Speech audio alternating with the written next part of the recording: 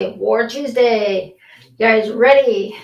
Time to blast for the week. So today we're going to talk about some financial stuff and specifically some of the stuff I have been digging deep into, which is how to save on taxes. Hey Northerly, hey Saber, nice to see you guys. Hey Meg. So this is a really important topic for any of you guys that are paying high taxes. And it is very exciting, the strategy that we figured out about how to save on taxes. And so, hey, good to see you.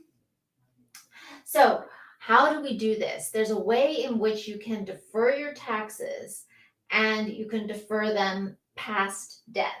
Okay. So, and what is the difference? What is the difference? Why is this so exciting? Because think about it. If you have, say, $400,000 coming into your business, okay, and you would need to pay at least a quarter of that in taxes, if not more, right? If that's your profit, and you need to pay 100,000, 150,000 of that in taxes. Imagine if you could keep that money and reinvest it.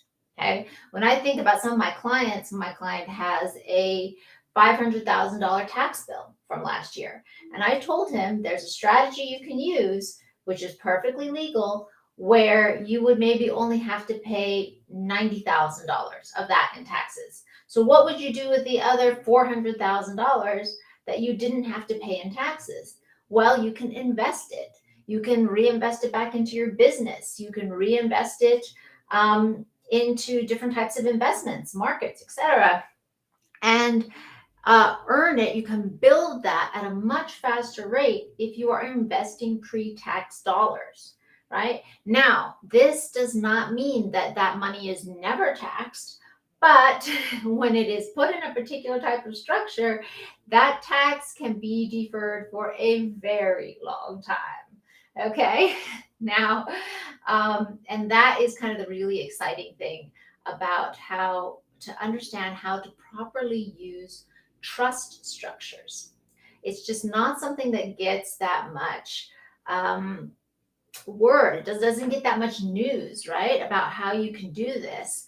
But this is how the wealthy people have been protecting their estates for hundreds and hundreds of years, right? Since probably the 1500s, they've been using these structures to protect their estates from the government, from taxes, from the government taking their estates. And so this is how they're able to maintain wealth and continue to build it and grow it at a much faster rate than regular people who are paying the immediate tax on every dollar that comes in, right? So you bring in, $100 and you're paying out $40 or $30 on that, right? Imagine if you could keep that and invest it and grow it. The compound returns of that over the years are phenomenal, just massive, massive differences.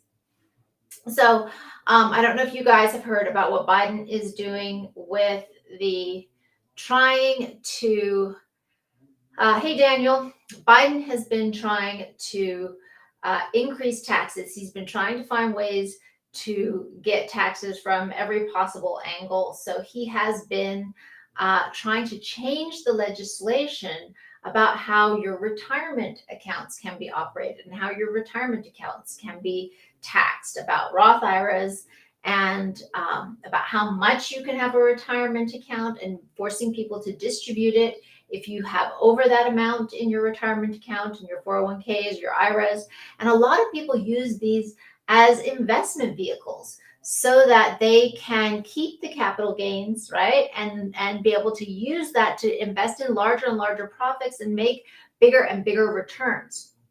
Biden is trying to cut that off and create a way in which those accounts are distributed so that they can be taxed right away. Now, this is a big issue for people who are businesses, people who are investors. But the good news is that there are strategies out there that you can use which are not affected by this type of legislation. And so I'm going to be talking about that in my Financial Ninjas group on Saturday. I'm going to do a webinar for my group. So if you haven't joined Financial Ninjas, it's a Facebook group.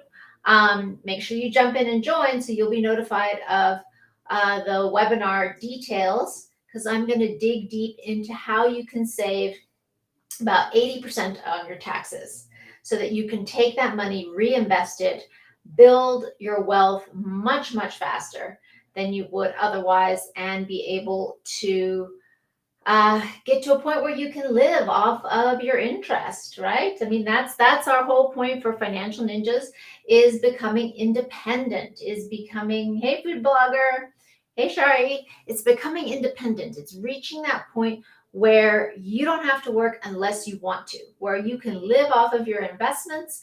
They provide enough income every year that you are perfectly taken care of, so that when you choose to work, you do it because that's something you're passionate about, or something you love, right? Or something you want to give to the world. And it makes money, great. If it doesn't make money, you're not tied to that kind of worry and stress. So that's what we are going for in Financial Ninjas. That's what we look at. Huge, huge piece of that, right, is keeping more of your money and allowing it to make money for you. That's how you can get to that place much, much faster than most people would. So what I like to say about money, right, is you got to be able to make it. You got to earn it. You got to make it. You got to get it. There's lots of ways to get money, and you need to understand how to do it. But then you got to keep it. If you're not keeping it, if it's all going out the door, then you have nothing to build that investment portfolio with. Okay, you got to keep it, and then you got to grow it. It's understanding what are the right things to invest it in that will allow you to really grow at a much quicker rate. And when I talk to a lot of different types of advisors, and they give me numbers like, oh, yeah, if we invest all of this stuff, you'll be able to take out 8% a year. And how great is that? Actually, no, sorry. They say 5% a year, 4 to 5%. And I was like, that's crap. That's no good.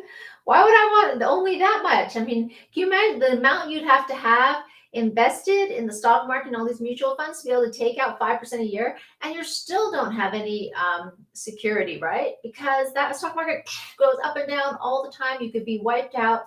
So I definitely don't believe in those strategies, but there are way better strategies out there. They're much safer investments than the stock market, and they can actually provide much higher real returns than the stock market.